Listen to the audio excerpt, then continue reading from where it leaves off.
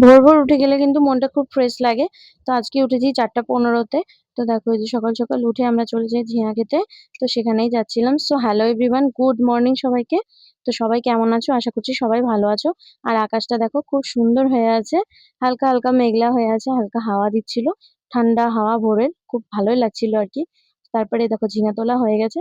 আর আমার বর নিয়ে যাবে বাজার। বাজার থেকে আসবে তারপরে আমি রান্না করব। আর এখন এই সকালের কাজগুলো কমপ্লিট করে নিই। শহরের বৃষ্টি আর গ্রামের বৃষ্টির মধ্যে কিন্তু আকাশ পাতাল পার্থক্য আছে।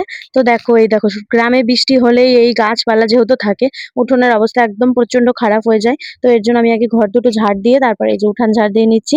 দেখো উঠান কিন্তু ভালো করে না ঝাড় দিলে একদম হাঁটাচলা করতে খুব বিরক্ত লাগে আমার। আর এই কাদা আর পাতা-টাতা থাকলে খুব দেখতেও কেমন যেন লাগে। এর জন্য উঠানটা আমি ভালো করে ঝাড় দিলাম। ঝাড়-টাড় দিয়ে এখন আমি বাসি কাজ যা, যা ছিল আরকি সমস্ত কিছু কমপ্লিট করে নেব। যেমন এখন আমি রাত্রে কালকে বাসনটা মেজে রাখতে পারিনি। কারণ রাত্রে খুব ঝড় বৃষ্টি হয়েছিল। তো এর জন্য শুধু খেয়েই মানে উঠে গেছি আমরা। তো এইজন্য আরকি বাসন কটা এখন মেজে নেব। তো বাসন মেজে তারপরে এখন দেখো বিছানা উঠিয়ে নিচ্ছি। কারণ বিছানা না উঠালে সকাল, সকাল ভালো লাগে না। তো বিছানা-টিছানা উঠাইয়ে এখন একটু আমি জল খেয়ে নেব আর একটু বসবো। এখন বাজে ৬:১৭ দেখো। তো এখন আমি একটু বসে তারপরে রান্না করব।